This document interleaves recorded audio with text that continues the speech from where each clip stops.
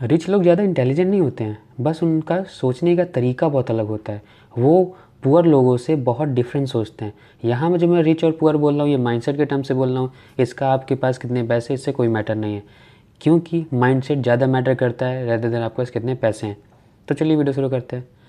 सबसे पहले जो रिच होता है और पुअर के बीच में सबसे पहला जो डिफरेंस क्रिएट होता है वो स्पेंडिंग में होता है। जैसे ही नॉर्मल पर्सन क्या करता है, उसके अकाउंट में सैलरी आती है तो सबसे पहले जितने भी उसके नेसेसरीज़ वाले खर्चे होते हैं, कि जितना इसेंशियल्स कितने खर्चे, उसे वो खर्चे करता है। उसके बाद उसे थोड़ा जो अपने खर्चे करते हैं उसको हटाते हैं। उसके बाद आखिरी में जो बच जाता है उसको वो लोग इन्वेस्टमेंट करते हैं। बट जो रिच होता है वो इसका जस्ट अपोजिट करता है। वो अपना एक परसेंटेज डिसाइड करके रखता है कि जैसे ही मेरे लिए सैलरी आएगी वो सबसे पहले वो परसेंटेज, ये 10, 20, 30% डिपेंड कर सकता है, बट मिनिमम 10% तो होता ही है। तो वो उसका सबसे पहले अपना इन्वेस्टमेंट अमाउंट हटाता है। जैसे सैलरी आई उसने अपना इन्वेस्टमेंट अमाउंट हटाया, उसके बाद वो खर्चा करता है।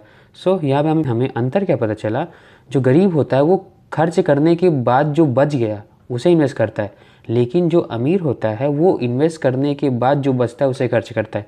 और यही मेन डिफरेंस क्रिएट करती है अमीर और गरीब के माइंडसेट में। दूसरा जो सबसे बड़ा डिफरेंस होता है अमीर और गरीब के माइंडसेट में वो होता है थिंकिंग का। जो गरीब माइंडसेट के लोग होते हैं वो हमेशा शॉर्ट टर्म सोचते हैं। उनको होता है कि मैं पैसे अपने एंजॉयमेंट के लिए तो कमा रहा हूँ, तो आज मैं एंजॉय करता हूँ, आगे का क्या भरोसा, फ्यूचर में रहा ही नहीं तो, जो मेजॉरिटी लोग सोचते हैं।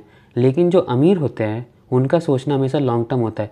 वो आज की जो ग्रेटिफिकेशन उसको डिले करते हैं, वो आज के एंजॉयमेंट को डिले करते हैं, क्योंकि उनको पता होता है कि अभी मैं अपने एंजॉयमेंट को डिले कर रहा हूँ, इससे यही होगा कि फ्यूचर में अपनी लाइफ फुलफिल तरीके से जी सकूं।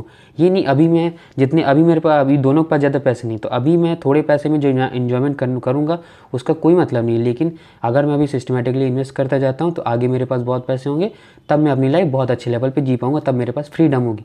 वो अपने फ्रीडम के लिए काम करते हैं। जो पुअर माइंडसेट के लोग होते हैं वो बस इन्जॉयमेंट में ही रह जाते हैं। एंड तीसरा जो सबसे इंपॉर्टेंट पॉइंट डिफरेंस बनाता है रिच और पुअर के माइंडसेट में वो होता है ब्लेम का। ये इंपॉर्टेंट होता है।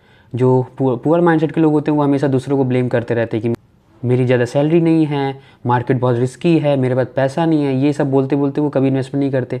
लेकिन जो रिच माइंडसेट के लोग होते हैं वो इसका जस्ट अपोजिट करते हैं। वो कहते हैं कोई बात नहीं, मेरे पास अभी पैसे नहीं है, जितने हैं मैं उससे स्टार्ट कर सकता हूँ।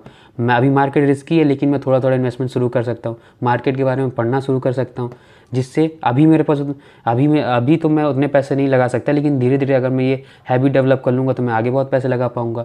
तो वो ऐसा नहीं करते कि बस किसी चीज़ को बस बोल दिया कि रिस्की है तो छोड़ दिया। वो समझते हैं और अपने रिस्क एपेटाइट को समझने के बाद तो इन्वेस्टमेंट शुरू कर देते, वो कभी ज़्यादा डिले नहीं करते हैं। और जो चौथा पॉइंट जो सबसे इंपॉर्टेंट डिफरेंस क्रिएट करता है रिच और पुअर में वो उनका होता है ग्रोथ माइंडसेट। रिच हमेशा ये ध्यान रखता है कि उसके पास जितना भी पैसा, नो मैटर उसके पास कितना थोड़ा ही पैसा हो, लेकिन वो इस बात को ज़रूर मेक श्योर करता है कि उसके पास जो पैसे हैं वो कभी भी ऐसे बैंक में नहीं पड़े रहने चाहिए।